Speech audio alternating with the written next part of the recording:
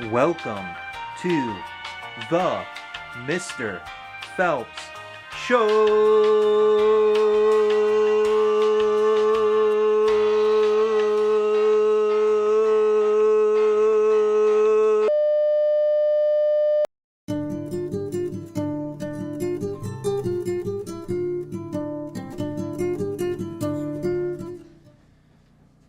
He's back. He's back. He's definitely back. Hello, hello, hello everyone. Hello, hello. I'm definitely back. I welcometh to the Mr. Phelps Show.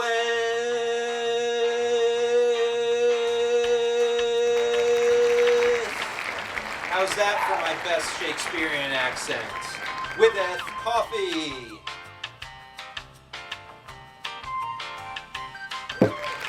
Thank you, thank you, thank you. I appreciate everyone for tuning in today on the next edition of the Mr. Phelps Show, or as I like to say, the Mr. Phelps Showeth, because that's my Shakespearean accent. Anyway, today we got something really exciting for you, and yes, it's more exciting than this coffee, believe it or not. Today, we're going to talk with someone super important in the English language himself. And we're going to take a look at, some figurative language that goes with a lot of the literature we look at. And we're just going to have a grand old time with coffee.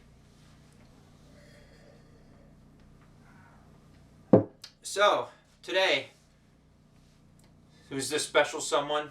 He's the kingpin of literature himself. He's the greatest writer and playwright in the English language. They call him England's national poet, or his other name is the Bard of Avon. His works can't escape schools and universities. I mean, people are reading his stuff every single day, and he's like the man, the myth, the legend. Yes, my friends, it's William Shakespeare. We are going to interview William Shakespeare himself, the man, the myth, the legend, the guy who wrote, 37 plays, I think I heard, probably more than that, and several poems. We've been looking at him constantly in school because his works are so notable and so reused today, which is amazing. I mean, just think about it. Romeo and Juliet, how many times has that been adapted into movies? How many times do we reference Romeo and Juliet? How many times when we think of love, that story comes back to us, Romeo and Juliet? It's absurd, but that's William Shakespeare. He paved the way for all these literary allusions. Anyway, I'm going to cut right to the chase because William Shakespeare's here right now, so we're going to invite him in right on my show. What do you think about that? Excellent, excellent. So pack up on your coffee and let's get ready to talk. Here he comes now. I think I see him.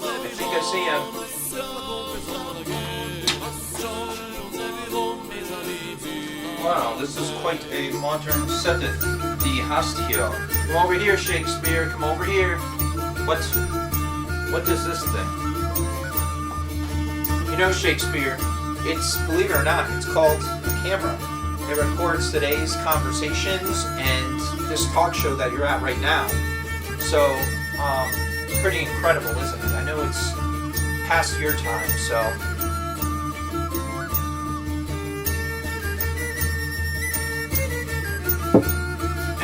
Anyway, please grab seats. We'll get started right away.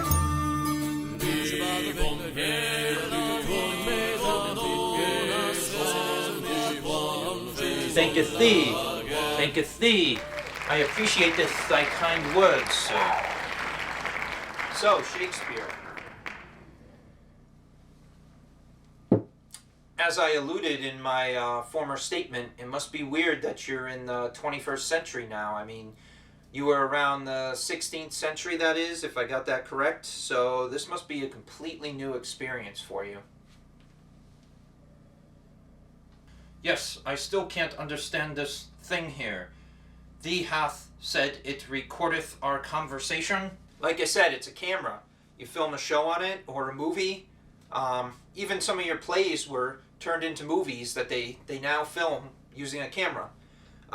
Just like this show right here, the Mr. Phelps show. That is where we are right now. See? We're on the set of a show. Look into the camera. Wave. You know, people will see and admire you for being here and coming on my show. This is thy most wondrous invention. I should have taketh it back to England.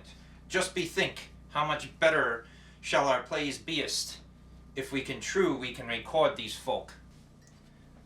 Well, Shakespeare, you probably don't know, but you're a famous guy around here. In fact, around the whole world. I mean, we've made movies of your plays, Romeo and Juliet, Hamlet, Julius Caesar. I mean, you're pretty well. The list goes on and on. And we study most of your plays in schools around the country. I mean, I know it was 400 years ago you wrote them, and while most students say, hey, why are we reading works about a dead guy who wrote them so many years ago? Why are we doing that? Well, it just so happens that a lot of your works are relevant today, and we've seen it adapted. We see so many things come up, so many universal themes that are reused today, and that's why we read and study your literature. Oh, those gent arts? Yes, very much so. In fact, I've got a whole slideshow here on how much your plays are relevant today, how they've been adapted, that I really want to show all of my viewers and students because I think it's important to see how relevant Shakespeare is today. I'm also going to review some terms of figurative language that Shakespeare and I are going to have a little chat about, okay? Because Shakespeare used figurative language everywhere. It's almost like he invented it. Of course, he didn't, but he really refined it and mastered it for everybody. So when we read it, we can spot it out. And he used so many literary techniques within his plays and literature that we can recognize and that we have used today as well. So we're going to take a look at that. Let it roll. The legacy of Shakespeare. So here's just some background info about Shakespeare. He's written around 38 plays. That's the number they say he's written, 37, 38. 17 comedies, 10 tragedies, and 10 historical plays. But there could be more or less there depending on what he's written. It was so long ago that people don't know for sure how many he wrote, but that's generally what they think.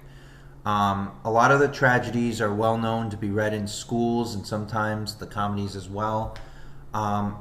When it was the time and the Globe Theater was there and Shakespeare performed at the Globe Theater, they would put up a flag for the day of the play that they were going to perform.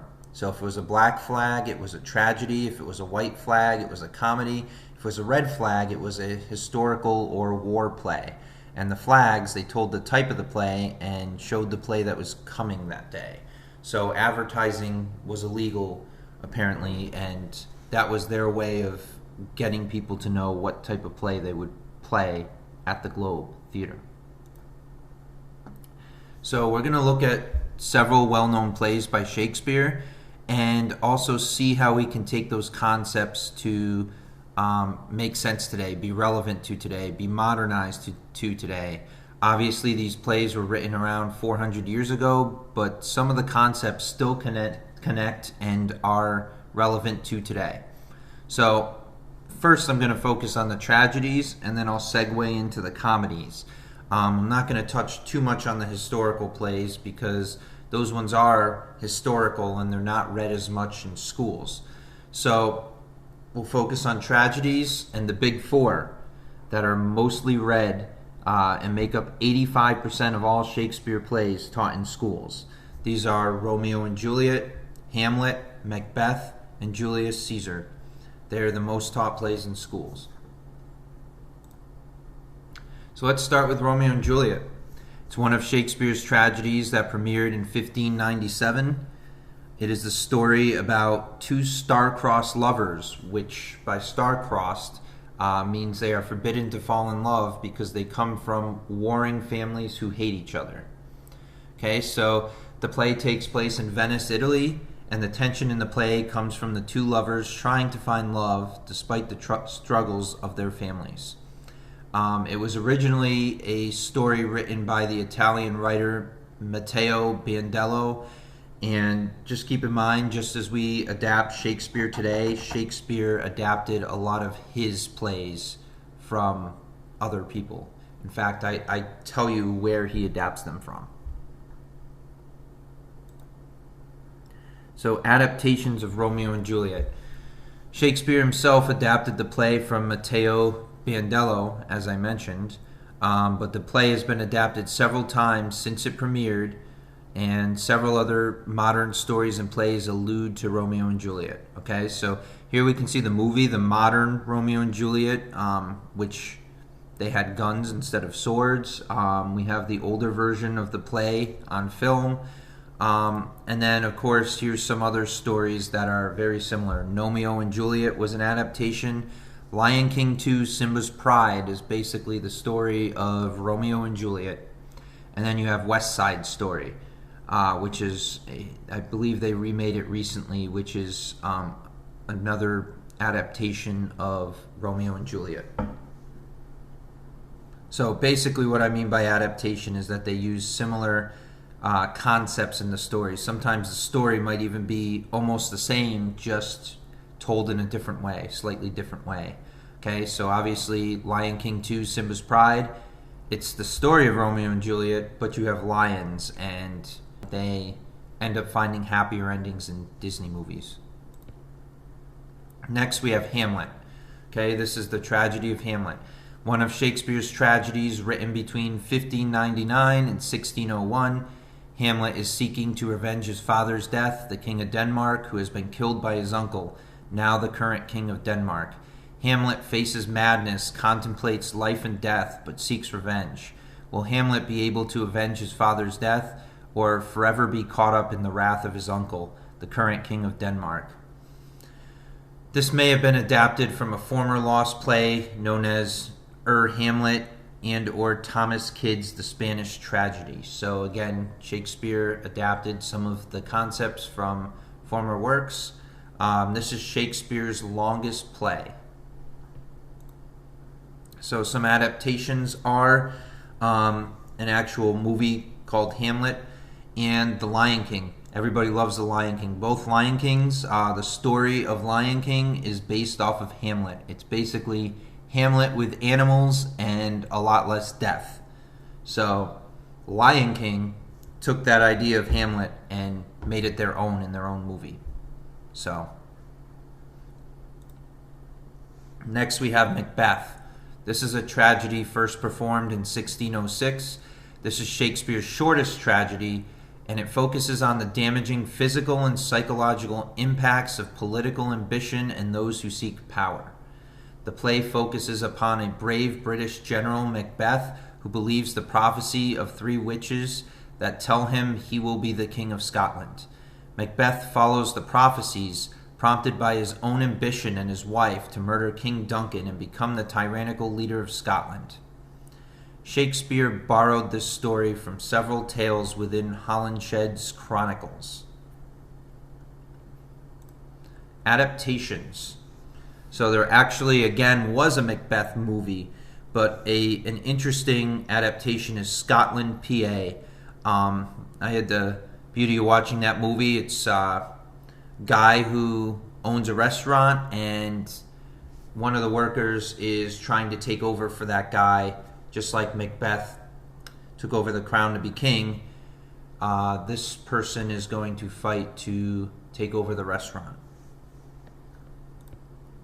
The Tragedy of Julius Caesar.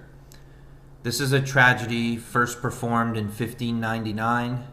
While it's about Julius Caesar and it's based off of some real historical events, the play focuses on Brutus, who joins a conspiracy led by Cassius to assassinate Julius Caesar and prevent him from becoming the tyrannical leader of Rome. Caesar's close friend Antony stirs up hostility against the conspirators, which causes a Roman civil war. Okay, so this one has a lot to do. It has a lot of twists and turns in it about the Roman government, and it's based on true events, even though Shakespeare wrote it several years later and probably definitely fictionalized some parts of it into the play. This play is fictional, but based on the true story of Julius Caesar, as mentioned in Plutarch's Lives of the Noble Greeks and Romans. Shakespeare performed this at a time when many thought England might have a civil war because the Queen did not have an heir to the throne. And so the timing of this play was important. Here's some adaptations. Mean Girls is a close adaptation that even mentions Julius Caesar within the film. While it's not an actual government and you don't have guys in robes vying for power, you do have fashionable mean girls vying for power in a high school. So it kind of takes the concept and puts it into a relevant school setting where the queen bees try to rule the school like Julius Caesar was the dictator of Rome at the time. And while not exactly an adaptation, Star Wars contains concepts of Julius Caesar within its story. If you look at the evil empire, the Republic, like those things kind of allude to Julius Caesar, where you have an empire and a republic, and they have a war for those fighting for the dictatorship and those fighting for more of a republic government. The Tragedy of Othello, a tragedy by Shakespeare performed around 1603. This play revolves around Othello, a Moorish military commander who serves as the general of the Venetian army, and Iago, Othello's malevolent ensign. In the story, Othello married Desdemona against his father's wishes, and his jealousy is maliciously driven by Iago, which leads to violent fits of rage. The story focuses on themes of passion, jealousy, and race. Othello was originally an adaptation of the Italian writer Cinthio's tale Un Capitano Moro from the collection Gil Hecatomathy. Here's some adaptations. I'm not as familiar with Othello, but these are some adaptations that have coined Othello and come from Othello. Looks like A Double Life, Jubal, Catch My Soul, All Night Long, and they're not direct adaptations, but they loosely connect. They use similar themes and concepts. Other tragedies that I wasn't going to go deep into to mention because they're not as common but are mentionable are Antony and Cleopatra, Coriolanus, Cymbeline, King Lear, Timon of Athens, Titus Andronicus, and Troilus and Cressida. There's a movie here on the right, 1,000 Acres, a 1997 film that is adapted from Shakespeare's King Lear.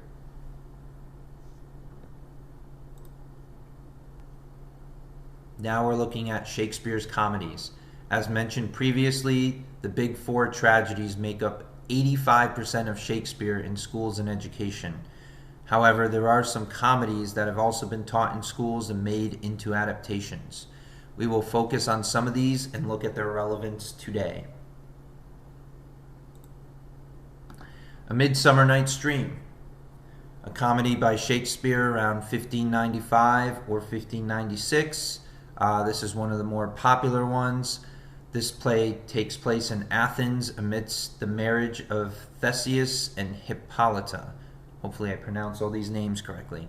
One subplot revolves around 4 lovers, and another revolves around 6 amateur actors who are performing a play before the wedding. Both groups are in a forest among fairies who manipulate the humans and get involved in their domestic lives. Its origins are not fully known, but many believe the themes and concepts derive from Ovid's Metamorphoses and Chaucer's The Knight's Tale. Adaptations. Most of its adaptations aren't well-known separate films themselves, but rather different variations of the play performed. The play is one of Shakespeare's most widely popular play and most widely performed. So there are some loosely connecting adaptations. L.A.'s Story, and that's one of them. And then obviously the play has been recasted tons of times. So it's been as its own. A Midsummer Night's Dream has been performed many times, but L.A.'s Story is one that is an adaptation of A Midsummer Night's Dream. Next is The Taming of the Shrew. This is a comedy by Shakespeare written between 1590 and 1592.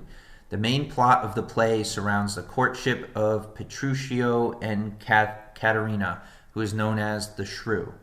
Caterina is the unwilling participant in the relationship who Petruchio must tame until Caterina becomes a desirable bride. The subplot centers around the courting of Bianca, Caterina's younger sister, who is the ideal woman.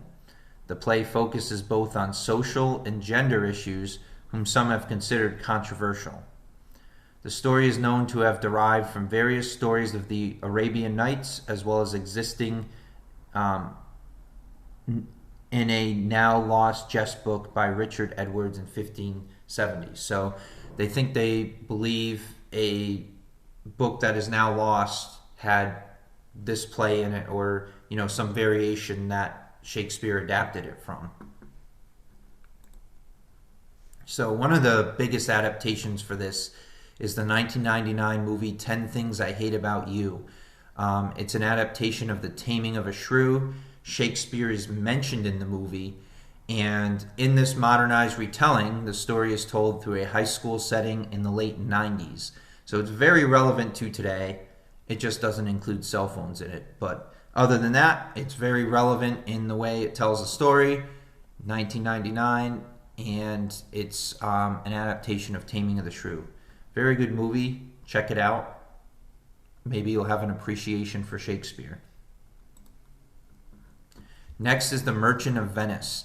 This is a comedy written by Shakespeare between 1596 and 1598. I took the summary from No Sweat Shakespeare.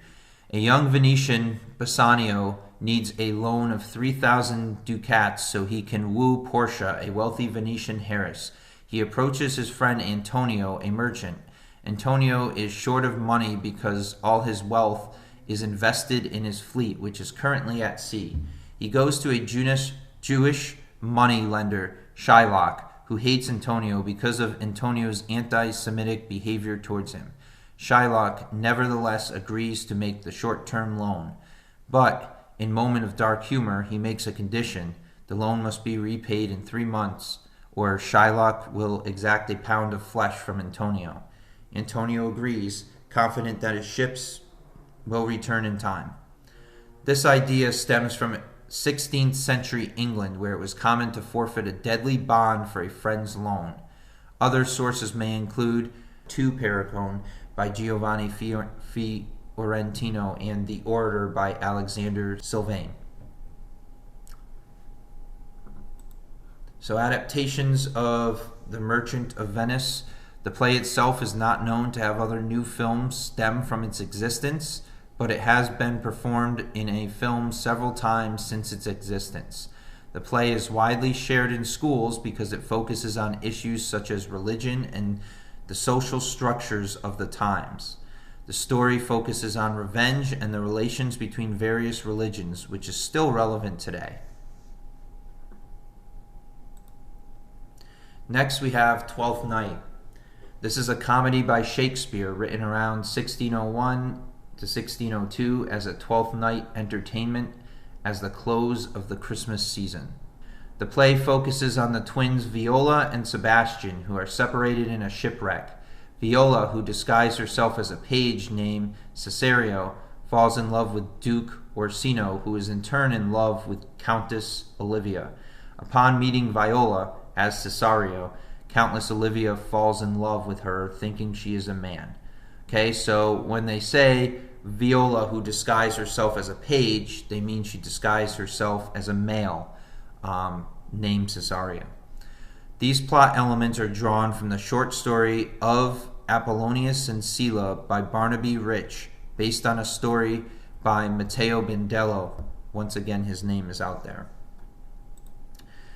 This play has a pretty modern adaptation. If you've ever seen the movie She's the Man, it's a 2006 American teen sport romantic comedy where the main character, Viola Hastings, enters her brother's new boarding school in his place and pretends to be a boy in order to play on the school's boys soccer team.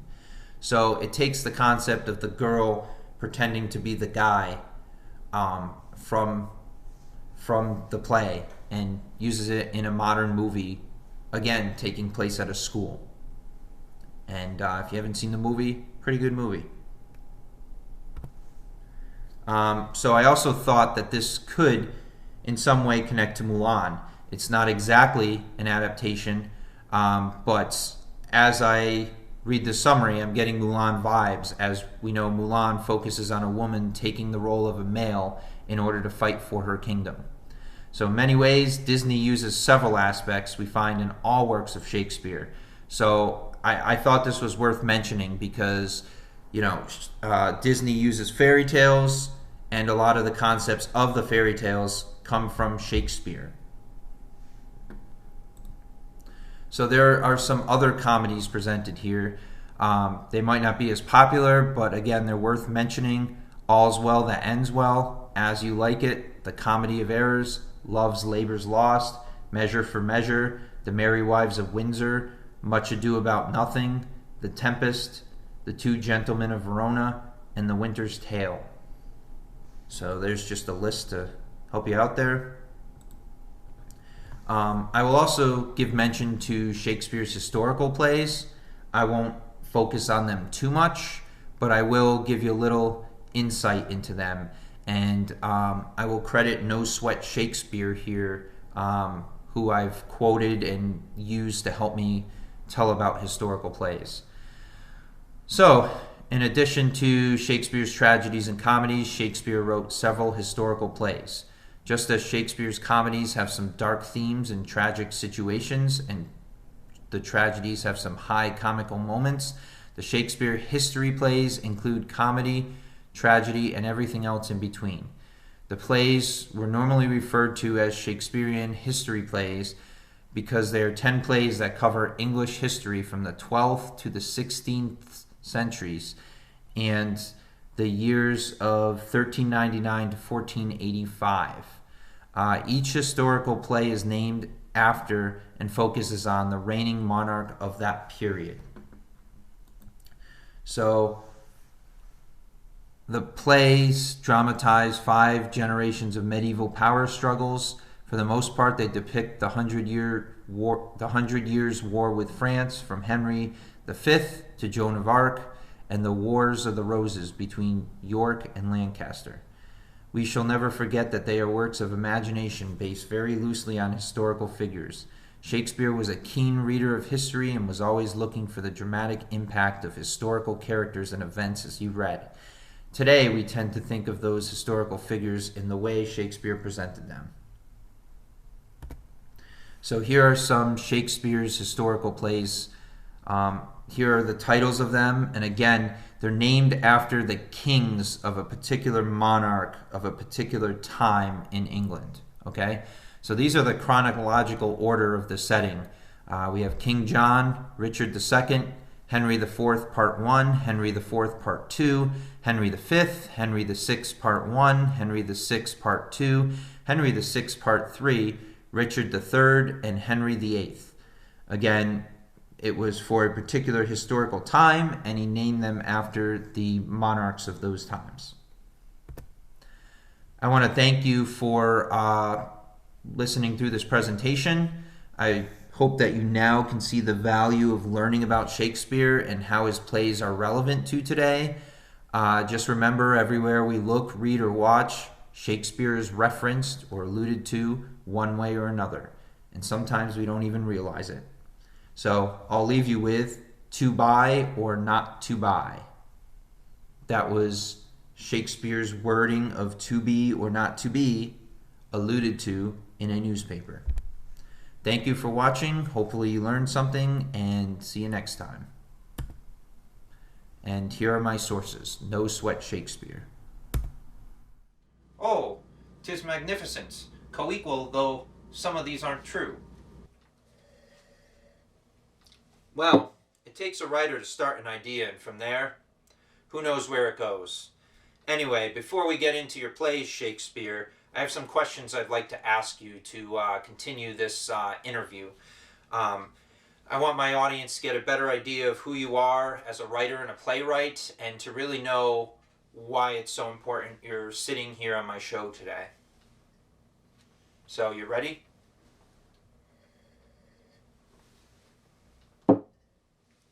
Prithee doth, carrieth on.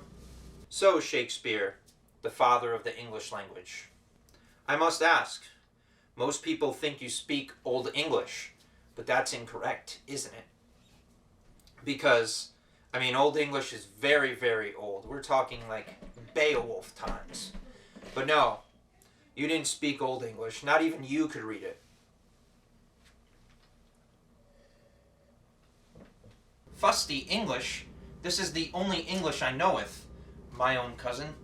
Right, I know you have that Shakespearean accent, but I understand you for the most part. And there are certain words and phrases that don't make sense because they've changed. But the truth is that you speak early modern English. I speak modern English, you speak early modern English. And they're more or less the same. If we were to look at Old English, it's very Germanic. We wouldn't understand a word of it.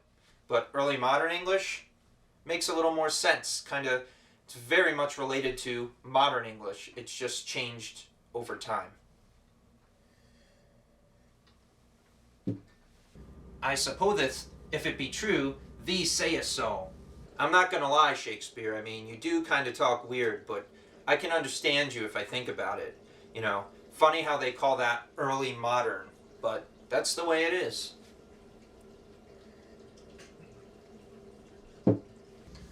'Tis the only language we practiseth in England. Very true, Shakespeare, very true. I also know that you have a lot of rich language in your plays. It's been said that you've created words in the English language that we use today, like swagger and lonely and lackluster. Not only were your plays influential, but your language continues to be used today. Your language and your use of words has been so relevant to today. You created a bunch of words that we speak. Isn't that pretty amazing? It's not enow to speaketh, but to speaketh true. So, you are a man of words. Well, Shakespeare, we are reviewing figurative language, and I notice you use countless examples of figurative language within your plays. If I were to sit here and go over every single piece, I'd be here all day, but one thing is for true, you definitely play around with language in a creative way. You do the whole play within a play thing too, which is pretty interesting. How about hitting me up and my audience with a metaphor? If you caught that, I just used one right now.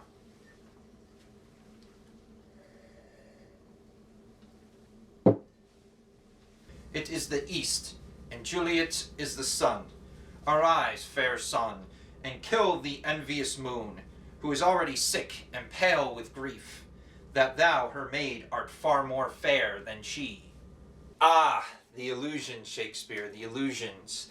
Yes, so many people today allude to Romeo and Juliet as star-crossed lovers, while you allude to all the Greek gods, history, the days of Romans in your plays. Of course, it only begins there, but you made illusion possible, not only for alluding to the Bible and to the Greek gods, but now people allude to your works today, which is kind of interesting how illusion has changed over time. And over time we get more ideas and make it more relevant.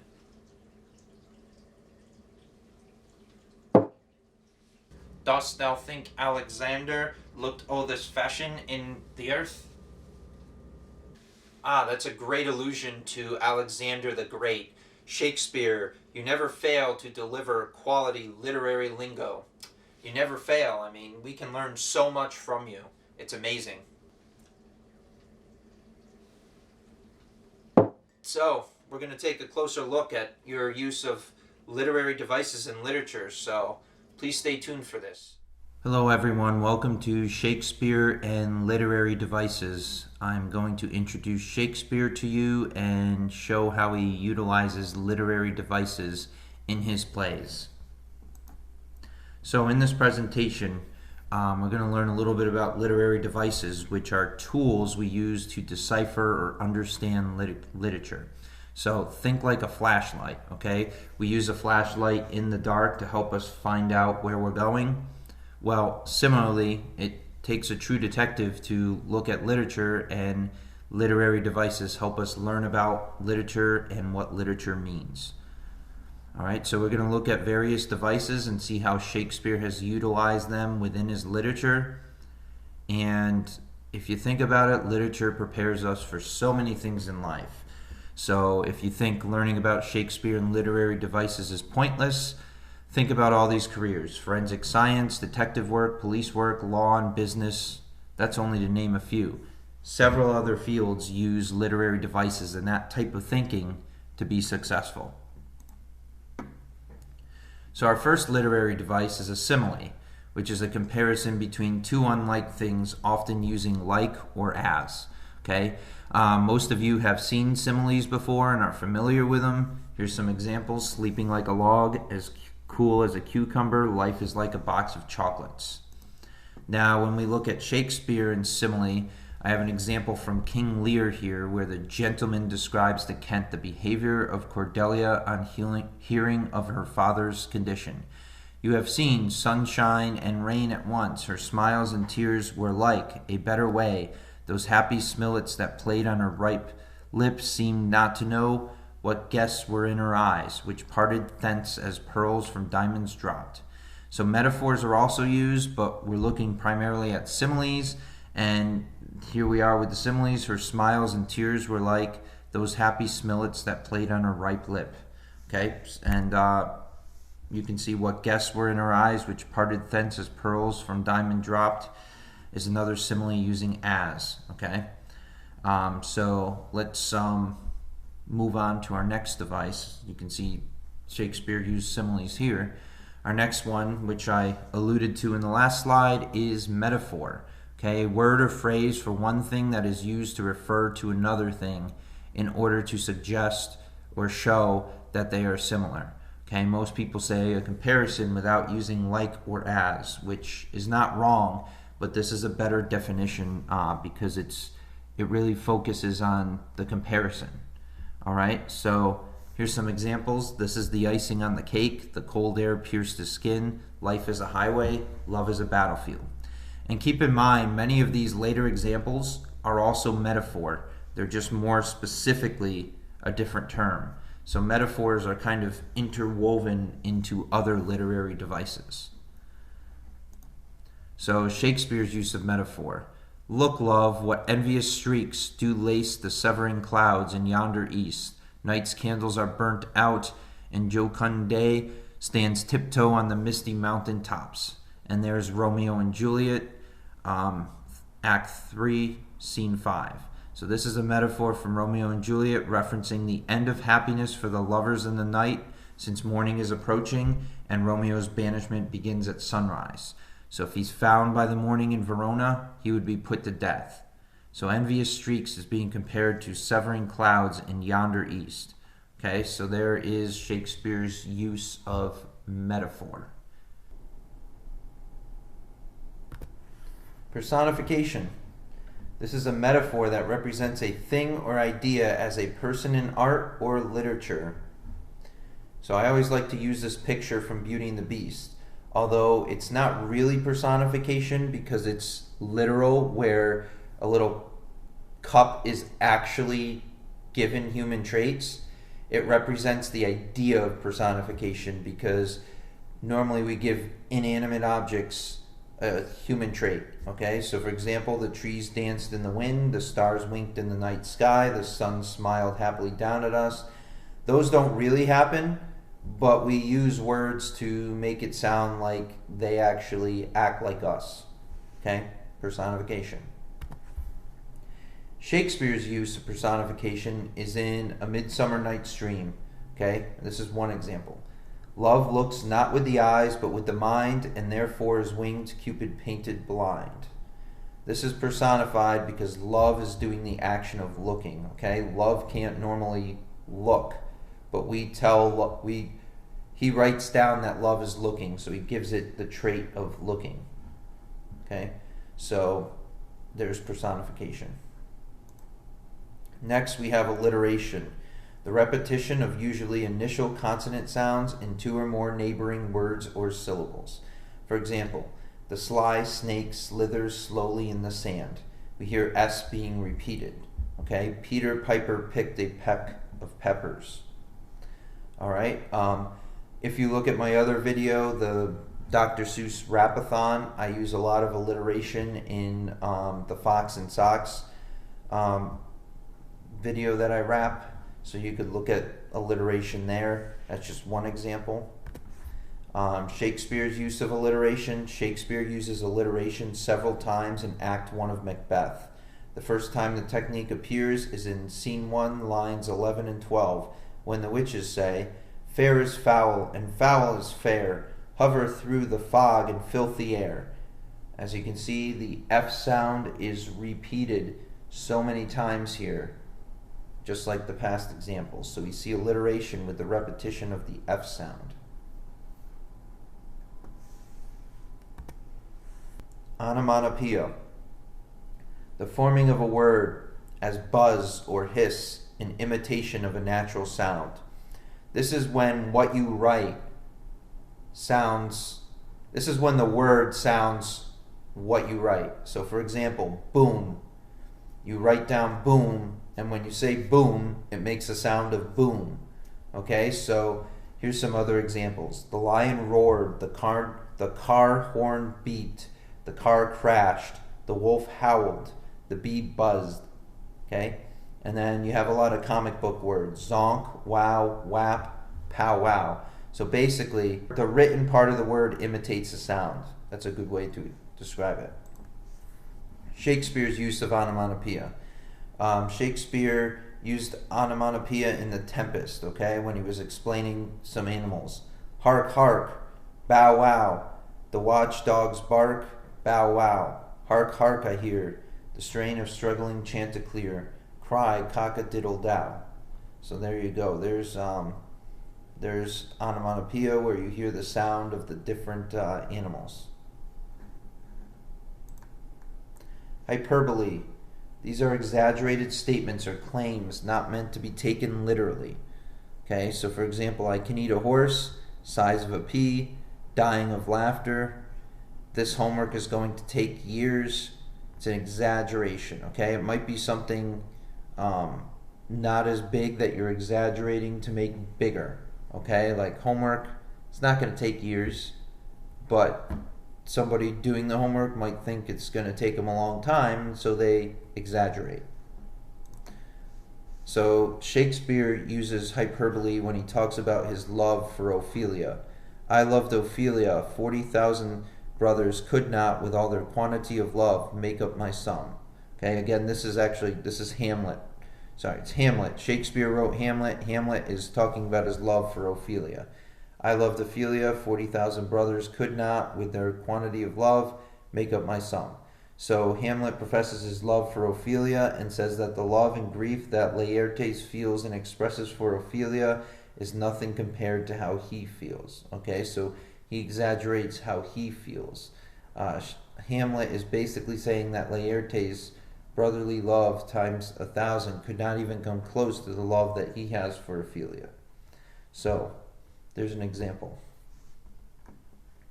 On the contrary of hyperbole, you have meiosis.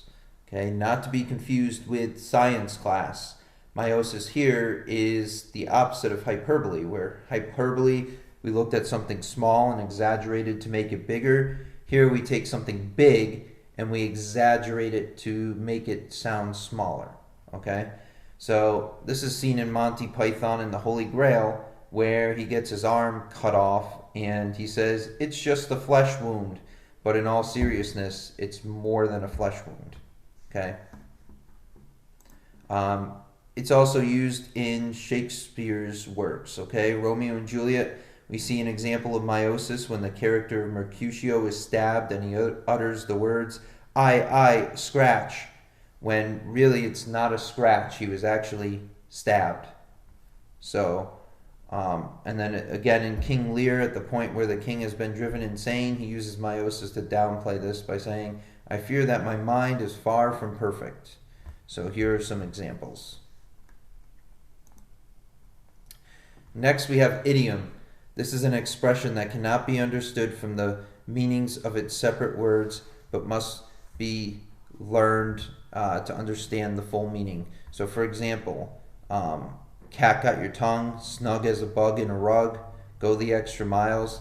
If you were trying to understand this phrase by looking at the words, it wouldn't make sense.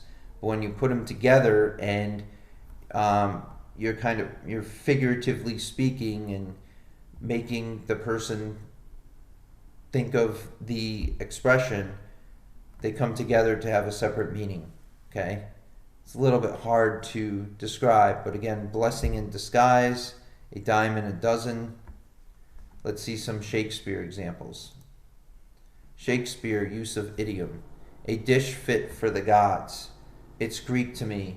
Jealousy is the green-eyed monster. All that glitters isn't gold. The world is my oyster. And wild goose chase. Okay, so these are some examples.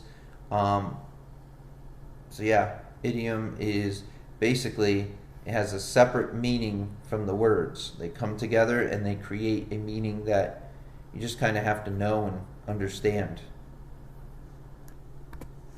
Allusion. A brief and indirect reference to a person, place, thing, or idea of historical, cultural, literary, or political significance. Let's use Shakespeare for example. If I were alluding to Romeo and Juliet, or I was alluding to two lovers who are like Romeo and Juliet, I might say the boy is a real Romeo with the ladies. Okay, that would be an allusion to Romeo and Juliet, because I'm saying he's like Romeo, and that's something from the past, okay, and from a piece of literature. So an allusion that makes a reference to people, places, or events, or literary works directly or by implying them. Okay, so it's up to the audience to make the connection. All right, so this, I'm alluding today to lovers, to Romeo and Juliet. Now in Shakespeare's time, it's a little bit different. He did a lot of referencing the Greek gods, okay, Greek and Roman gods, okay? So examples from Taming of the Shrew. Hear Minerva speak. Minerva is the Roman equivalent to the Athena of Greek mythology. She is the goddess of wisdom. Leave that labor to great Hercules. Hercules, or Heracles, is a hero of incredible strength from Greek mythology. He was assigned 12 impossible labors by the goddess Hera. So when Shakespeare references somebody in his text and one of the characters is saying, oh, he's like Hercules, or oh, she's like Minerva, then it's showing that it's showing allusion to Greek gods from the past. So that's what allusion is. Oxymoron. This is a figure of speech in which apparently contradictory terms appear in conjunction. Okay, so you have two opposites together. Big baby, alone together, open secret, deafening silence, passive aggressive, clearly confused, original copy, living dead. Okay, and then jumbo shrimp. So the words normally don't go together because they're opposites, but we put them together for meaning in some way. For example, in Shakespeare's use of oxymoron from Macbeth, fair is foul and foul is fair, hover through the fog and filthy air. I used that same example earlier, and I'm going to use it again. Before I said alliteration, now I'm saying oxymoron. In this particular scene, the oxymoron fair is foul and foul is fair speak to the witch's evil character. Okay, so they're saying they're fair and foul, they're kind of opposites being put together. So that's oxymoron for you.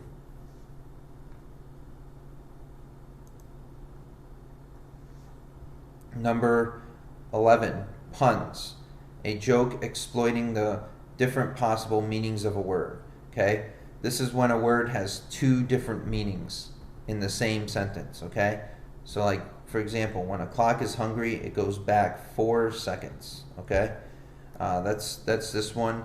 I don't feel these are the best examples here, so I'm going to go to the next slide and we'll see how it's presented in Shakespeare, but I'm sure you've seen puns before. So here's Hamlet and Claudius, but this is Claudius speaking. But now my cousin Hamlet and my son, Hamlet aside, a little more than kin and less than kind. So Hamlet is upset that his uncle Claudius has married his mother. Think of a kind as also short for kindred. Okay? So he's saying he's upset that his uncle went and married his mother, little more than kin and less than kind. Okay? So kin can be used as kindred, but also, kindness is the way it's being used. So puns for you. Irony. It's number 12, irony. There's 4 different kinds of irony. I'm not going to read all of them here, but basically, irony is a contrast between what is expected and what actually happens. This can be done by situation, this can be done dramatically, or it can be done verbally. And those are the 3 different kinds you have there. Shakespeare's use of irony in Romeo and Juliet. Go hence to have more talk of these sad things. Some shall be pardoned and some shall be punished. For never was a story of more woe than this of Juliet and her Romeo. So this is in the beginning. This sets up the story. It's in the intro. And they're talking about a love story, which is supposed to be great and dandy. But they're telling you up front, hey, this is a tragedy. So something bad is going to happen. And that's the irony in it, that a love story turns tragic. A love story that's supposed to be happy turns tragic. Foreshadowing. This is a literary device to hint at events yet to come and to keep readers guessing. So Shakespeare's use of foreshadowing. From Julius Caesar, he says, beware the Ides of March. Okay, so if you don't know Julius Caesar, he was a Roman leader who gets assassinated on the Ides of March, and he is warned about the Ides of March, and he ignores it. So we see this constant message of the Ides of March coming, and there's a bunch of different omens that take place, signs and omens that warn Caesar that he is going to die, that he ignores. And so the foreshadowing tells us it's bringing the death closer to us and hinting that the death is going to come. Repetition. So the repeating of sounds, words, or phrases to emphasize an idea or convey a feeling. All right, so this is used a lot of times in literature, but repetition really is emphasis. It's when it's emphasizing something. So Shakespeare uses this in Macbeth. Each new morn, new widows howl, new orphans cry, new sorrows strike heaven on the face. So Shakespeare uses new over again. New, okay? So he highlights the constant destruction of Scotland, the constant killings and deaths, and at the hand of the tyrannous Macbeth. The repetition builds dramatic tension by emphasizing the urgency of dethroning Macbeth and reclaiming Scotland from its tyrannous ruler. So it shows that They're trying to bring a newness by mentioning new over and over again, and that is repetition. Well, that was heavily informative, but it will help us navigate through literature and think more critically and creatively.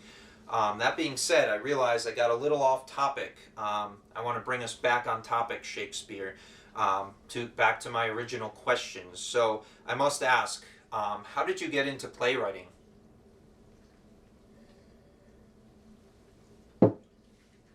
At which hour I was young, I did start acting and performing, and I toldeth myself yond I couldeth doth more. So then I becameth a writer, did start my owneth acting company, and wroteth a wide selection of plays. So let me get this straight, Shakespeare. You started as an actor and worked your way up? Yond is true. I remember reading somewhere, Shakespeare, that you performed at the Globe Theatre. Can you tell me a little bit more about this Globe Theatre? I heard it's pretty famous and that they've even remade it today. I mean, that's what I've heard anyway. Never been there, but, rumors. I performed several times for Queen Elizabeth, and I with Lord Chamberlain's men tooketh residence in the Globe, which was a vast coliseum like a theatre where we performed it. That Globe Theatre, it was really big, wasn't it? Like 3 levels big. Didn't you own the whole place too? I did share parteth ownership, as mine own careereth hath continued. The theatre had as many sections for performances, and flags did wave to bid what kind of play we wouldest performed. A red flag was a history playeth, a white flag for comedy, and a black flag meanteth tragedy. So, Shakespeare, I notice you're also quite versed in the politics of your age. I mean, you know so much about London, England, and so much about your country. I remember hearing that you wrote about Julius Caesar as a way to represent to the Queen that she needed an heir to the throne since she wasn't going to live forever. And if she didn't have an heir, England would be in a heap of trouble once she died with no king next in line. So, is that true? Sir, I writeth about the challenges of the timeth. As you should, Shakespeare, as you should. I mean, how many plays have you written and performed? I was trying to think before I started how many, but, I figured I'd hear from you first.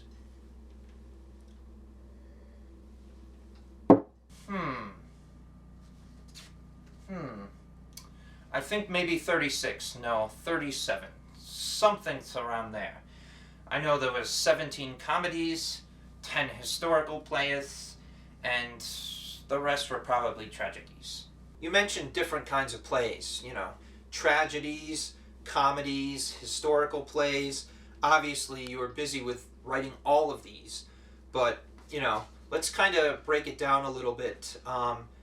And let's take a closer look at tragedies, since they tend to be the most read these days. I know in a lot of your tragedies, the heroes all end up dying, don't they? Or the protagonists, antagonists, both of them end up dying half the time. Such a depressing state. It truly is depressing, Shakespeare, but I know you set up these characters with tragic flaws and omens that they ignore that lead to their death. I know there's a whole structure behind this that makes it so relevant. And I must say, like Julius Caesar, ignoring the Ides of March, Macbeth giving in to the witches even though he knows he is wrong, and Hamlet, he wasn't able to properly avenge his father's death. I mean, they all had tragic flaws that led to their death, and quite coincidentally, you've had a lot of kings that were the ones in power who have these tragic flaws. I mean, your focus on government and power and failing kings, I mean, few of those characters ended up happy in the end. They all ended up dying, and, these were all politically written, weren't they? Those with power hast falls. Oh, how the palmy falleth. So, Is that commentary on how the government of England sees power? 'Tis important to focus on those who ist misuse power shalt fallest from the most wondrous heights. And of course, we can't leave out the comedies. Yes, I know tragedies are very well read in a lot of schools. You know, Romeo and Juliet, Hamlet, those are two of the most well read in schools. But you do have a lot of comedies too, because you have more of a humorous and comical side, must I say. I mean, I got some examples right here. Of course, Midsummer Night's Dream, The Taming of the Shrew, Twelfth Night. I mean, you use a lot of satire. You play on words, you use a lot of puns, and you focus a lot on love and relationships. But these ones have more happy endings, right? 'Tis more of a softer side than death and dying. Right you are, Shakespeare. So you have a lot of plays out there for us to enjoy and that we have adapted over the years. I don't think people admire you enough to notice the stories that you create can still be relevant. I mean, the movie 10 Things I Hate About You is based off The Taming of the Shrew. And of course, we know The Lion King is based off of Hamlet. So we have all of these films that are so relevant to us today that have been based off of what you wrote originally. I mean, it's pretty incredible. And Romeo and Juliet, they became so involved in our lives today that we allude to star-crossed lovers all the time. Whenever we look at love in literature, it's always Romeo and Juliet. And of course, you get the spin-offs like Nomeo and Juliet. I think that's what that one was called. So anyway, even though you wrote them 400 years ago, they're still relevant in many ways today. Pretty incredible. The Lion King? Never mind, Mr. Shakespeare. It would be too complex to explain. So I better let you get back to the 16th century, or else who knows what might happen to you. And, we want you to continue writing away and creating plays and literature that we can love and adore today.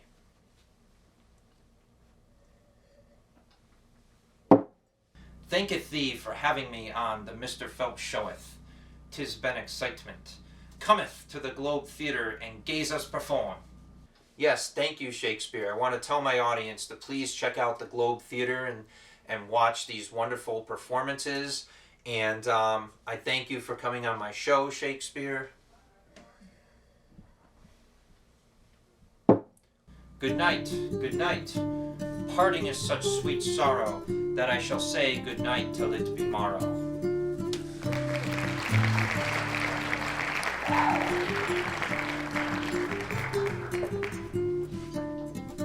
We'll see you next time on the Mr. Phelps Show.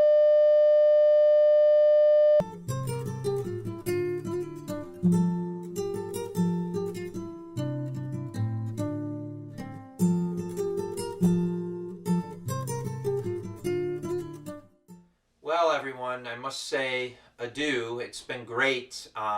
I hope you enjoyed watching me interview Shakespeare and looking into figurative language and his adaptations of his works today. It's been a blast. And just remember, ideas stem from each other, and a lot of the ideas we have today stem from Shakespeare's plays and texts that we read that come from 400 years ago, believe it or not.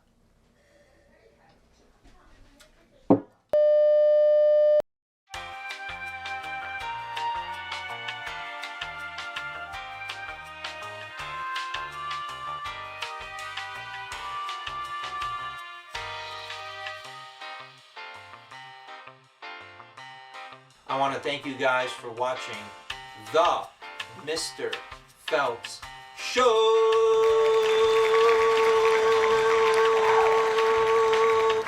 Thank you. I must say adieu, but please tune in next time for some more great literature and my talk show and coffee. Can't get enough of this stuff. Thank you. Take care now. Take care.